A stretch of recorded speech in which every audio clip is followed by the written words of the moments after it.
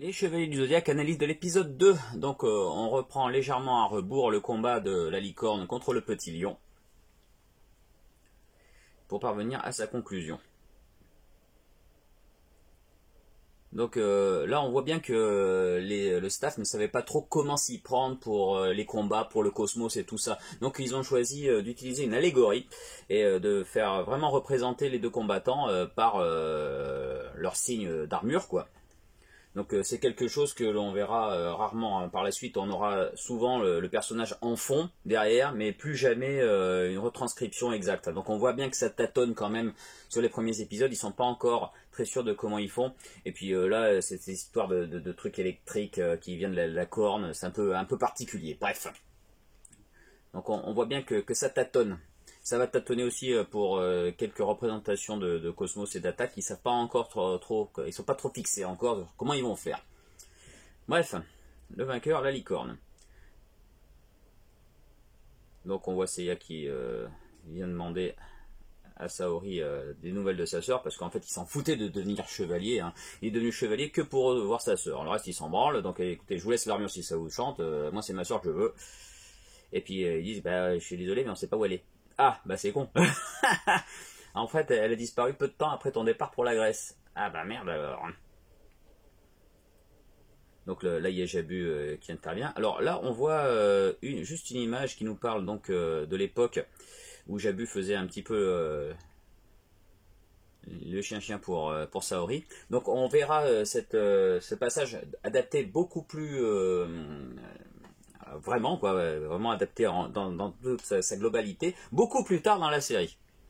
Là on n'avait pas le temps pour le mettre dans cet épisode, donc on se contente de la petite image pour comprendre où on en est, hein, que Jabu a toujours été le chien-chien de Saori. Donc là à ce moment-là de la série on pourrait croire que c'est Jabu et Seiya qui sont importants. En fait Jabu est tellement pas important en fait. Donc là aussi, encore une représentation du pouvoir de Jabu qu'on comprend pas trop, hein. Il fait un petit truc électrique. Avec les yeux.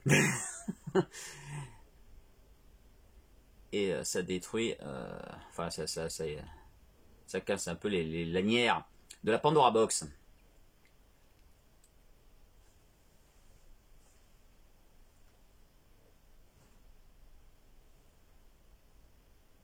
Donc c'est un pouvoir un petit peu particulier, mais alors bizarrement, il s'en servira pas contre Andromède lors de son combat, de ce truc là, un petit peu électrique. Bon, pour Seiya en revanche, les météores, ça c'est bien au point, ils resteront un petit peu là-dessus. Donc il retourne à l'orphelinat pour savoir si on n'aurait pas de nouvelles à cet endroit-là, mais non. Donc là on nous montre un petit peu sa sœur, donc à l'époque.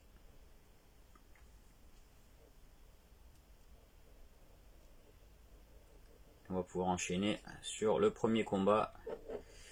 Donc Seiya voulait pas participer au tournoi galactique, hein, mais c'est Mio qui lui dit, mais attends, c'est retransmis à la télé, donc ta soeur elle te verra à la télé. Ah ouais, bah, ouais, c'est une bonne idée en effet. Donc voilà.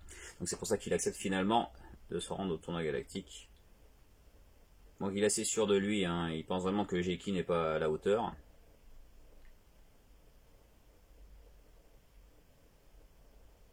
C'est vrai qu'au niveau d'attaque de Cosmos, Geki n'emmène pas large, mais la force brute par contre, ça peut le faire.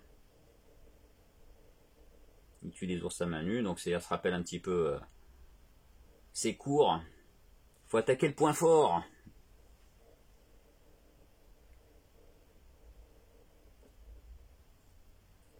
Et puis finalement, il y arrive. Et puis il broie littéralement l'armure, hein. Ce qui est peut-être un petit peu exagéré, hein.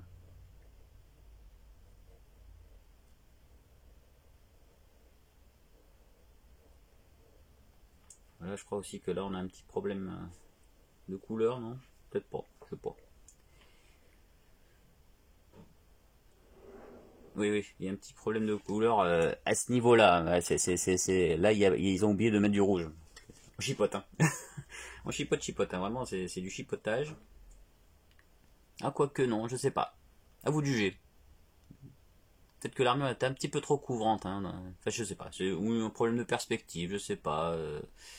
On peut voir. Là aussi, il y a quelque chose qui me choque. Il y a quelque chose de choquant dans le dessin. Bref.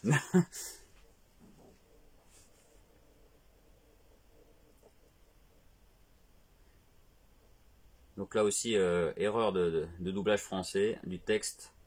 Ils disent que le prochain combat, ça sera Seiya contre Jabu de la licorne, et puis que le tournoi est fini, quoi. Alors que non, le combat Seiya-Jabu, il n'en est pas, absolument pas question, ça sera jamais le cas. Ça, c'est clarinette. Hein. Alors, petit intermède du côté de Sentiacho. Sentiacho, c'est un spin-off de Senseiya qui raconte la guerre rapprochée d'Athéna en parallèle à l'histoire, donc avec des femmes chevaliers, qui elles ne sont pas masquées. Et du coup, on voit de temps en temps des raccords par rapport à la série originelle. Donc là, l'héroïne rencontre Seiya, juste avant qu'il aille au tournoi galactique. Et on va voir aussi le combat contre Jeki de l'ours, justement. C'est pour ça que je vous mets ça aussi à ce moment-là. Donc là, il donne courage à l'héroïne, même s'il la connaît pas. Hein. Voilà, donc ils ont voulu refaire un petit passage. Le problème, c'est que là, il perd son casque. Donc du coup, c'est pas raccord avec le dessin animé. Comme on vient de le voir, bah, il a son casque pendant tout le long. Donc là, c'est dommage. En plus, l'autre problème, c'est que Sentiacho, c'est canon par rapport au manga. Donc il aurait fallu carrément faire les armures du manga. Donc ils ont voulu faire les armures de l'animé, mais c'est pas raccord avec l'animé du coup. Alors c'est un petit peu zard. Enfin bref. C'est dans l'épisode 5 de Sentiacho donc que l'on voit ce passage. Et que l'on voit aussi que donc Seiya a gagné. Winner.